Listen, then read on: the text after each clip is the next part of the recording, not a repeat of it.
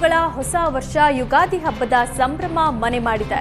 ಬೆಂಗಳೂರಿನ ಬನಶಂಕರಿ ದೇವಾಲಯದಲ್ಲಿ ಯುಗಾದಿ ಪ್ರಯುಕ್ತ ವಿಶೇಷ ಪೂಜಾ ಕೈಂಕರ್ಯ ನಡೆದಿದೆ. ಹಬ್ಬದ ಪ್ರಯುಕ್ತ ದೇವಿಗೆ ವಿಶೇಷ ಅಲಂಕಾರ ಮಾಡಲಾಗಿತ್ತು.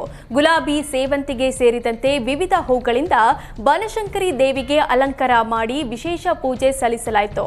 ಹಬ್ಬದ ಹಿನ್ನೆಲೆಯಲ್ಲಿ ಬೆಳ್ಳಂಬೆಳಗ್ಗೆ ದೇವಿಯ ದರ್ಶನಕ್ಕೆ ಭಕ್ತರು ಆಗಮಿಸಿದ್ರು. ಶಿವಮೊಗ್ಗದಲ್ಲಿ ಆರ್ಎಸ್ಎಸ್ ಕಾರ್ಯಕರ್ತರು ಯುಗಾದಿ ಸಂವತ್ಸರ ಸ್ವಾಗತಿಸುತ್ತಿದ್ದಾರೆ. ಶಿವಮೊಗ್ಗದ ಅಲ್ಲಮ ಪ್ರಭು ಫ್ರೀಡಂ ಪಾರ್ಕ್ನಲ್ಲಿ ಯುಗಾದಿ ಉತ್ಸವ ಅದ್ದೂರಿಯಾಗಿ ನಡೆಯಿತು. ವಿಭಾಗ ಪ್ರಚಾರಕ ನವೀನ್ ಸುಬ್ರಹ್ಮಣ್ಯ ನೇತೃತ್ವದಲ್ಲಿ ಯುಗಾದಿ ಉತ್ಸವ ನಡೆಯಿತು. 600ಕ್ಕೂ ಹೆಚ್ಚು ಆರ್ಎಸ್ಎಸ್ ಸಂಘಟನೆಯ ಕಾರ್ಯಕರ್ತರು ಯುಗಾದಿ ಉತ್ಸವದಲ್ಲಿ ಭಾಗಿಯಾಗಿದ್ದರು. ಫ್ರೀಡಂ ಪಾರ್ಕ್ನಲ್ಲಿ ಪಥ ಸಂಚಲನ ನಡೆಸಿ ಯುಗಾದಿಯ ಶುಭ ಕೋರಿದ್ರು. ಕಾರ್ಯಕ್ರಮದಲ್ಲಿ ಮಧುಮೇಹ ನಿಯಂತ್ರಣಕ್ಕೆ ಸಂಬಂಧಿಸಿದಂತೆ ಪ್ರಖ್ಯಾತ ವೈದ್ಯ ಪ್ರವೀಣ್ ದೇವರಬಾಳು ವಿಶೇಷ ಉಪನ್ಯಾಸ ನೀಡಿದರು.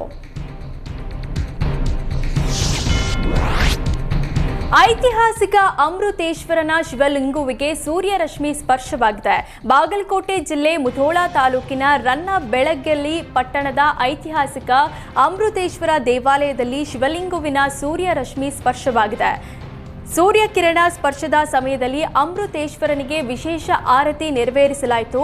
ರಾಷ್ಟ್ರಕೂಟರ ಕಾಲದಲ್ಲಿ ನಿರ್ಮಿಸಲಾದ ಐತಿಹಾಸಿಕ ಮಂದಿರದ ವಿಶೇಷತೆಗೆ ಸೂರ್ಯರಶ್ಮಿ ಸಾಕ್ಷಿಯಾಗಿದೆ.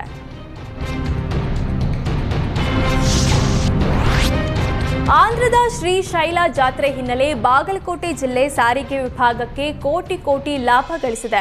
ಕಳೆದ ಒಂದು ವಾರದಿಂದ ಜಮಖಂಡಿ, ರಬಕವಿ, ಬನಹಟ್ಟಿ, ಮುಧೋಳ ಸೇರಿದಂತೆ ವಿವಿಧ ಕಡೆಯಿಂದ ಸಾವಿರಾರು ಭಕ್ತರು ಆಂಧ್ರದ ಶ್ರೀಶೈಲಕ್ಕೆ ಪ್ರಯಾಣ ಬೆಳೆಸಿದ್ರು.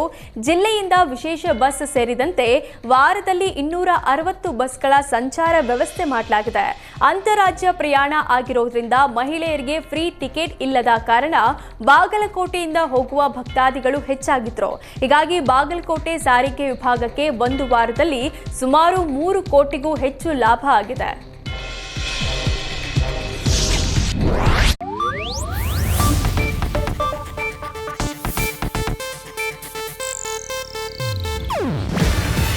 ಇದು ಏಷ್ಯಾನೆಟ್ ನ್ಯೂಸ್ ನೆಟ್ವರ್ಕ್ ಪ್ರಸ್ತುತಿ. ನೀವು ನೋಡ್ತಿದ್ದೀರಾ ಏಷ್ಯಾನೆಟ್ ಸುವರ್ಣ ನ್ಯೂಸ್.